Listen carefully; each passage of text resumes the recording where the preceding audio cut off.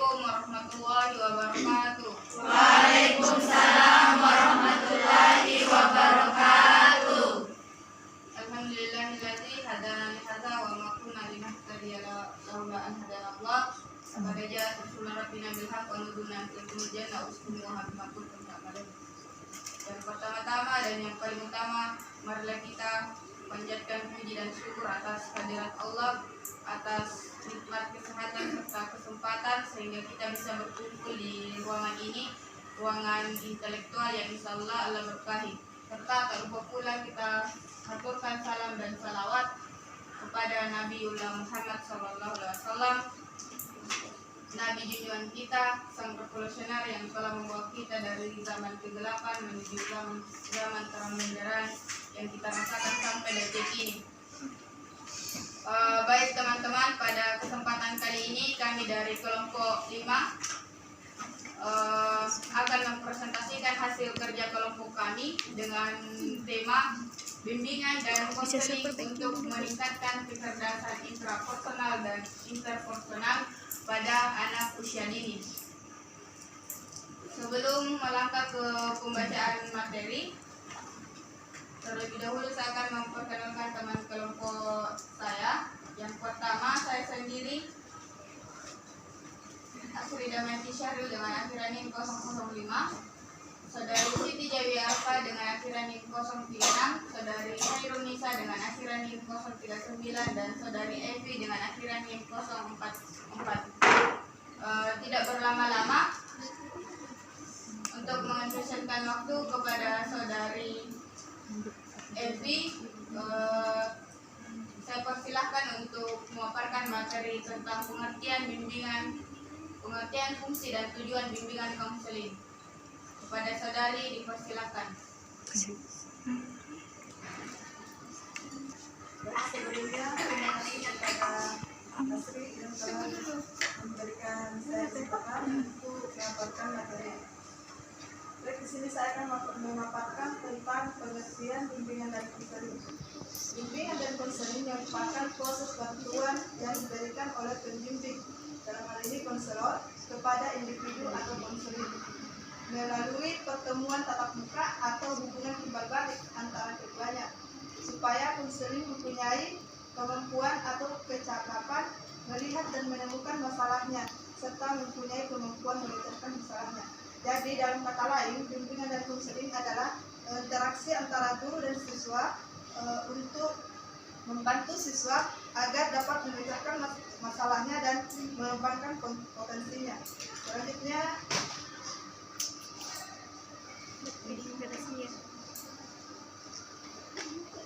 tujuan bimbingan dan konseling.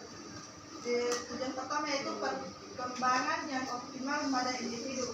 Nah, di sini tujuan pertamanya itu agar anak dapat mengembangkan potensinya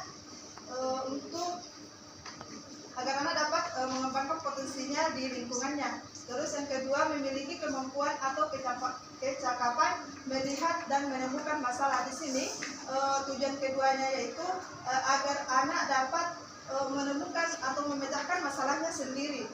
Terus yang ketiga, membantu mengembangkan kualitas kepribadian individu. Di sini yang ketiga yaitu tujuan yang ketiga yaitu agar anak dapat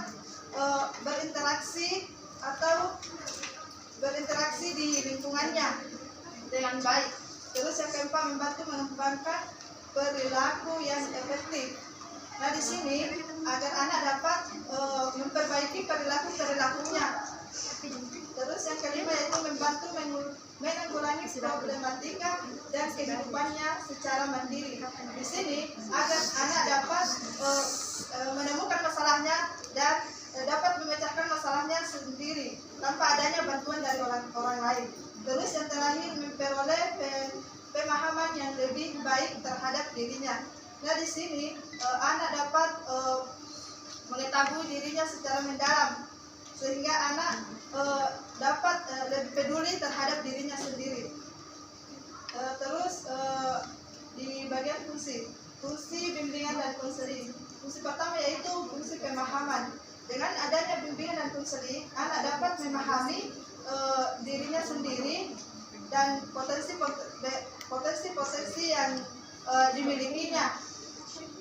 Terus yang kedua, fungsi pengatasan. Di sini ketika seorang siswa pergi ke gurunya, diharapkan agar seorang guru dapat menyelesaikan masalah si anak ini dapat teratasi dengan adanya bimbingan dari guru. Terus yang ketiga, fungsi pembelajaran. Fungsi pembelajaran ini dengan adanya bimbingan dan konseling, seorang anak dapat mendapatkan pembelajaran dari seorang guru untuk dapat menyelesaikan masalahnya dan dapat mengembangkan potensinya. Terus fungsi penyaluran. Fungsi penyaluran ini dapat diberikan setiap siswa mendapatkan kesempatan untuk mengembangkan minat dan bakatnya. Terus yang ke fungsi penyesuaian. Fungsi penyesuaian ini seorang anak dapat menyesuaikan dirinya di lingkungan dengan baik. Dan fungsi perbaikan. Fungsi perbaikan ini anak dapat memperbaiki masalah-masalah yang telah dihadapinya. Terus yang terakhir, fungsi advokasi. Fungsi advokasi ini bimbingan dan konseling memberikan layanan agar dapat si anak ini mendapatkan kepedulian dan perhatian dari guru. Baik, itu saja yang dapat saya sampaikan. Saya kembalikan ke moderator. Ya, baik, saya ucapkan banyak terima kasih kepada saudari Evi telah memaparkan materi pengertian, tujuan serta fungsi bimbingan konseling. Selanjutnya pemateri kedua yaitu saya sendiri.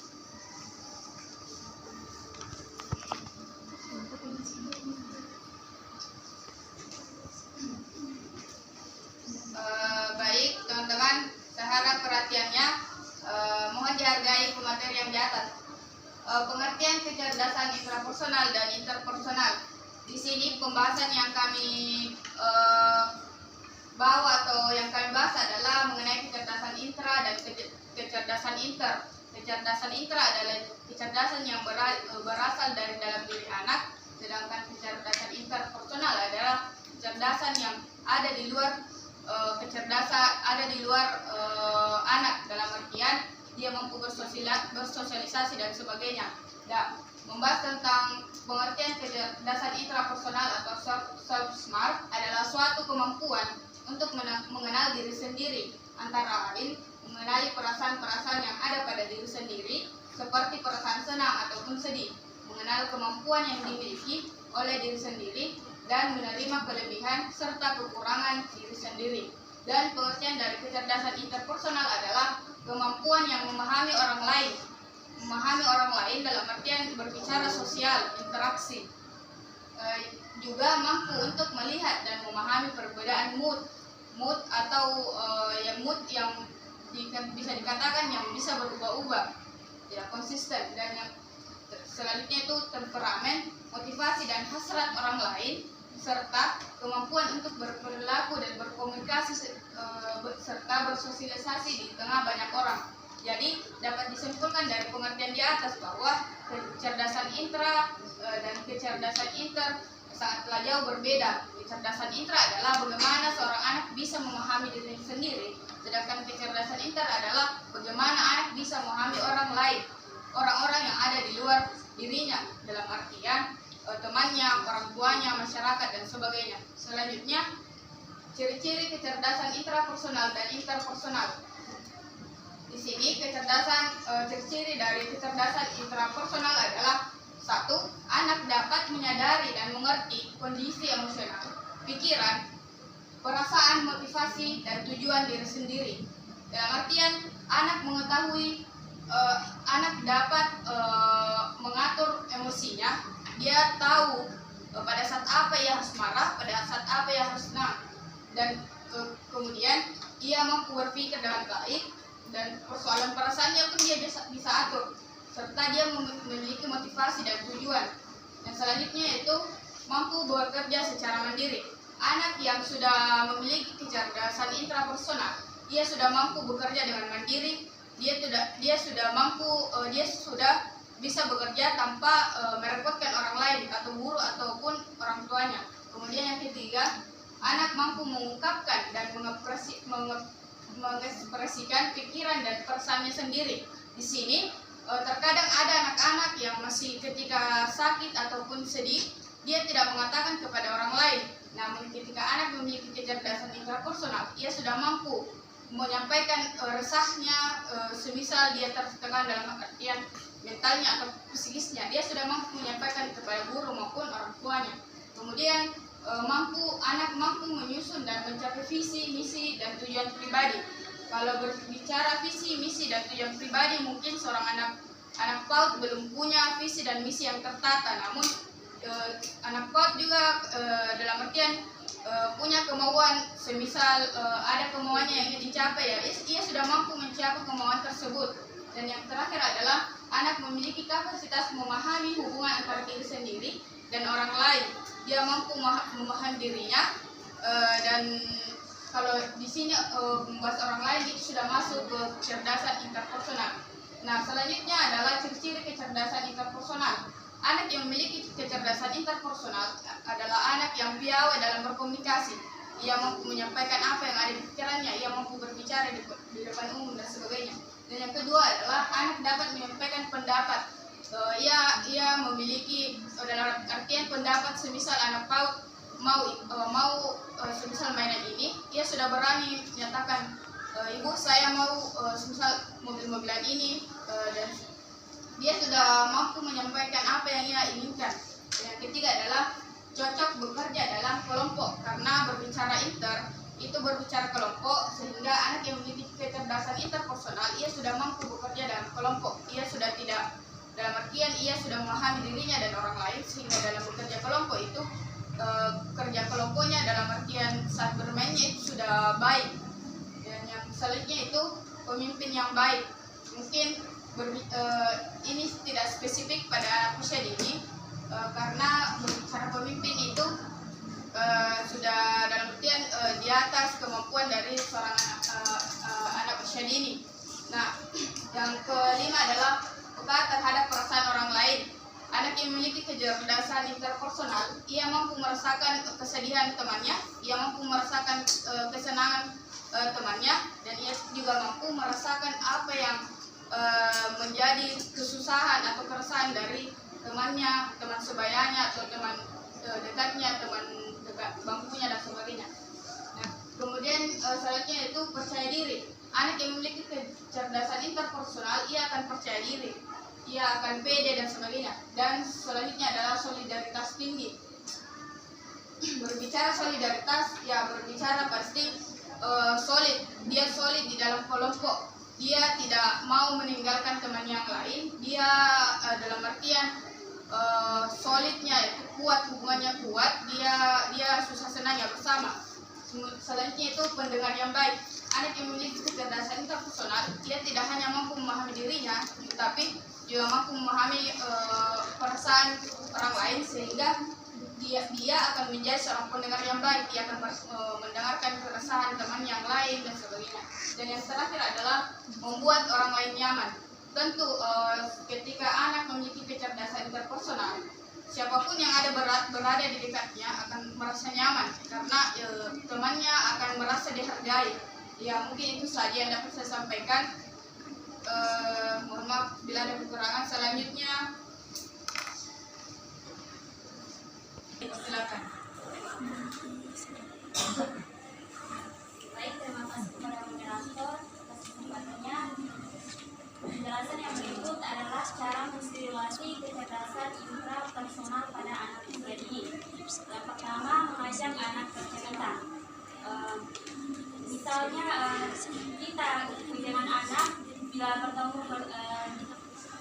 bertemu banyak orang, maka kita ajarkan kepada anak untuk menyapa orang tersebut. Contohnya bertemu dengan orang yang lebih tua, maka dari itu kita ajarkan anak untuk memanggil orang itu dengan panggilan om, tante, atau kakak. Yang kedua, mengajari anak belajar seni. Dengan seni, anak dapat mengembangkan kecerdasan intrapersonalnya. Di situ anak dapat mengembangkan potensi dan bakat yang ia dapat dalam kesenian tersebut. Yang ketiga, mengikuti kegiatan sosial. Misalnya ajak anak ke bakti sosial. Di sana anak dapat berinteraksi dengan orang di sana. Yang keempat, pembelajaran mandiri. Di sini anak dapat belajar melalui usahanya sendiri tanpa bantuan orang tua. Tapi misalkan anak mengalami kesusahan, maka dari itu orang tua dapat membantu anaknya. Yang kelima, me time bersama orang tua. Maksudnya di sini me time waktu sendiri. Kita sebagai orang tua memberikan waktu kepada anak untuk sendiri bereksplorasi. Misalnya anak belajar menggambar, bermain, atau menulis, maka kita orang tua jangan dulu mengganggunya, biarkan saja anak bereksplorasi. Di situ anak dapat menata emosinya atau merefleksikan dirinya. Yang berikut, cara menstimulasi kecerdasan interpersonal pada anak usia ini. Yang pertama, ajarkan pada anak untuk berkenalan dengan setiap orang baru yang ditemui. Seperti yang di atas tadi, ketika anak bertemu sesama temannya, maka ajarkan anak untuk menyapanya. Misalnya hai, dan ketika anak bertemu dengan orang yang lebih tua, panggil saja kakak, om, tante. Yang kedua, libatkan anak dalam suatu perkumpulan yang sesuai dengan usianya. Maksudnya di sini kita orang tua melibatkan atau mengarahkan anak untuk mengikuti klub-klub, misalnya sepak bola yang ada di sekolah, atau kesenian, menari, drama, dan lain sebagainya, sehingga anak dapat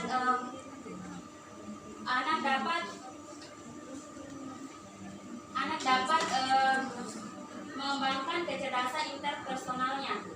Yang ketiga, motivasi anak untuk membentuk kelompok belajar. Ini orang tua mendorong anak untuk mengikuti kelompok-kelompok belajar yang ada di sekolah, sehingga di situ anak dapat berinteraksi bersama temannya. Misalkan anak mengalami kesulitan, mereka saling membantu, dan begitu sebaliknya.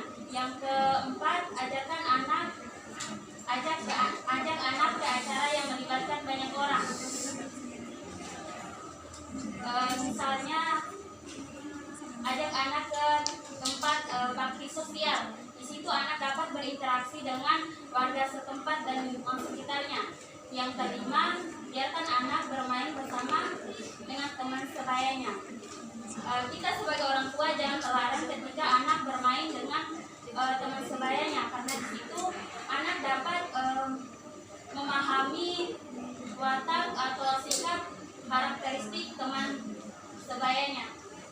Sekian dari saya kembalikan kepada Ya, baik, terima kasih Saudari Siti Dewi Apa telah memaparkan materi tentang cara menstimulasi kecerdasan indera dan interpersonal. Selanjutnya kepada Saudari Indonesia, saya persilakan untuk tentang manfaat dan perbedaan kecerdasan indera dan interpersonal. Kepada Saudari, silakan.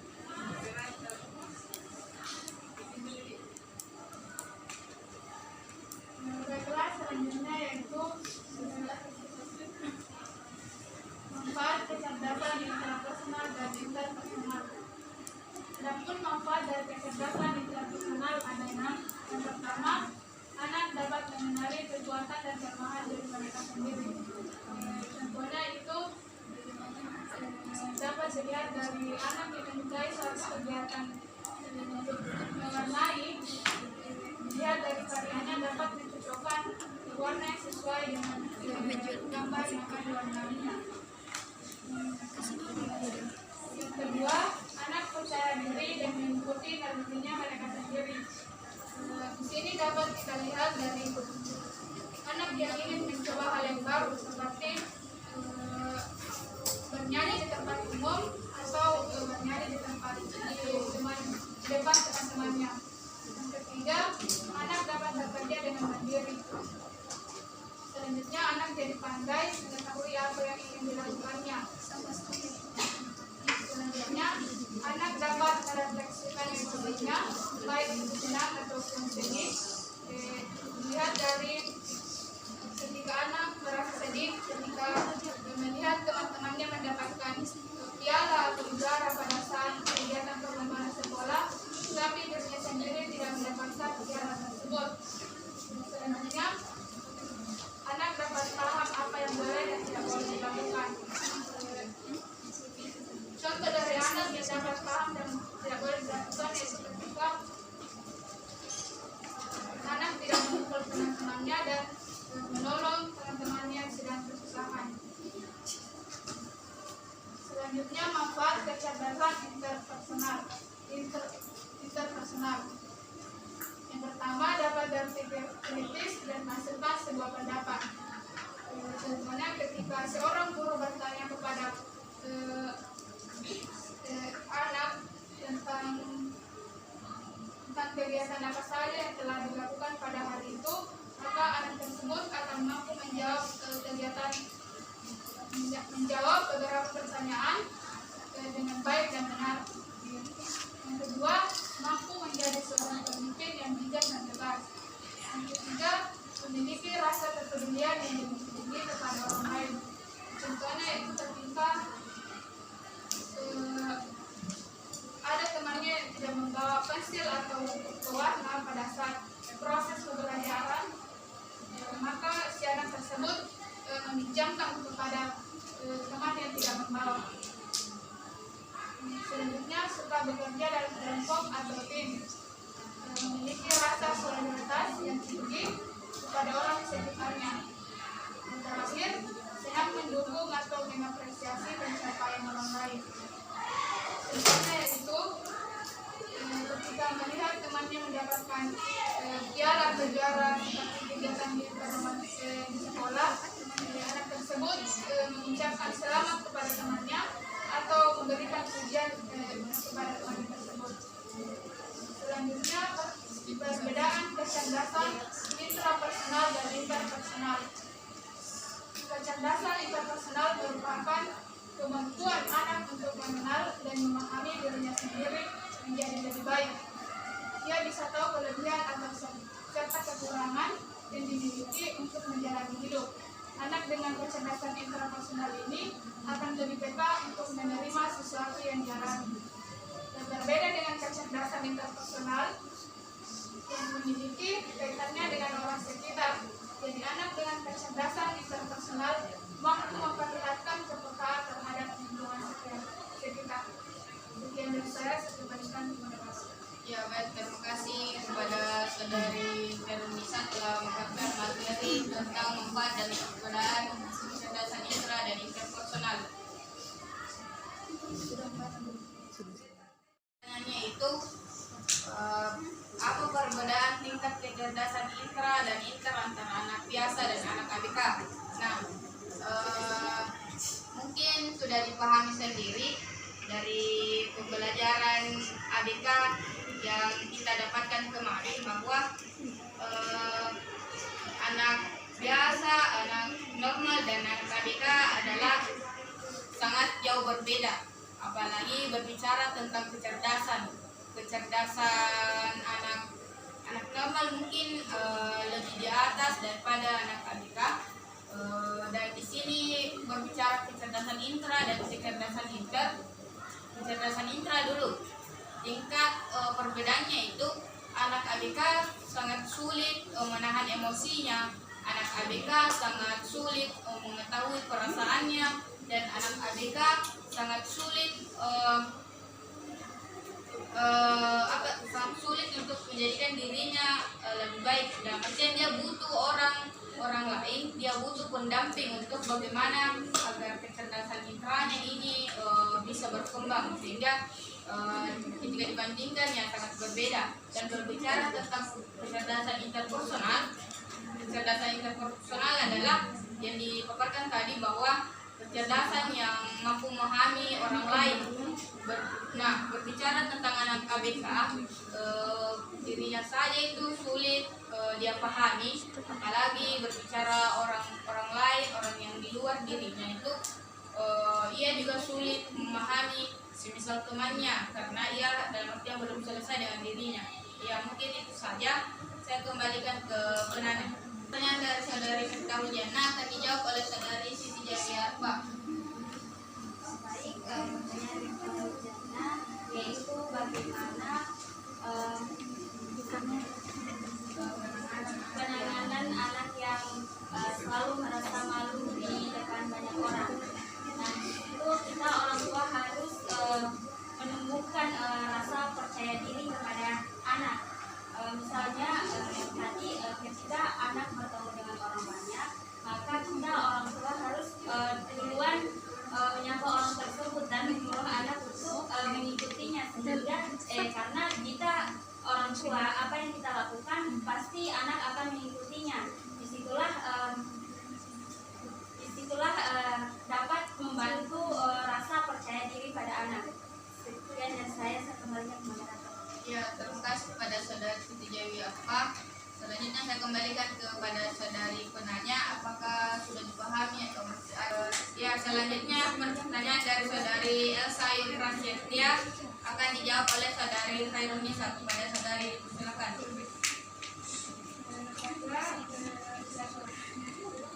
Baiklah, saya akan menjawab pertanyaan dari saudari Elsa, yaitu kendala apa saja yang dihadapi guru untuk menstimulasi kecerdasan interpersonal dan interpersonal pada anak usia dini yang memiliki kepribadian introvert atau kecenderungan untuk menutup diri. Adapun kendala yang dihadapi guru dalam menstimulasi kecerdasan interpersonal anak introvert yaitu terletak dari sifat pemalu dan kurangnya rasa percaya diri yang ada dalam diri anak tersebut. Anak memiliki sifat introvert karena mereka dikelilingi oleh rasa takut ketika menghadapi sesuatu yang berada di luar jangkauannya. Apresiasi dan dorongan dari guru perlu dilakukan untuk menumbuhkan rasa percaya diri anak.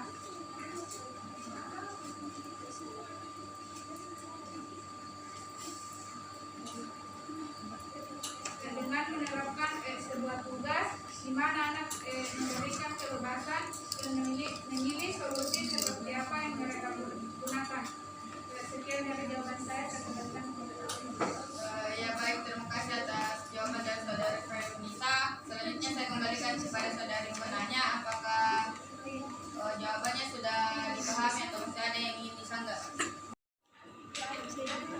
Dari update kami sudah selesai.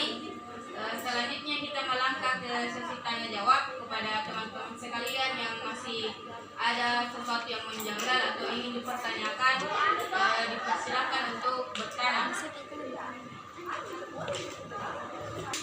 Kepada saudari Miftahul Jannah, silakan bertanya.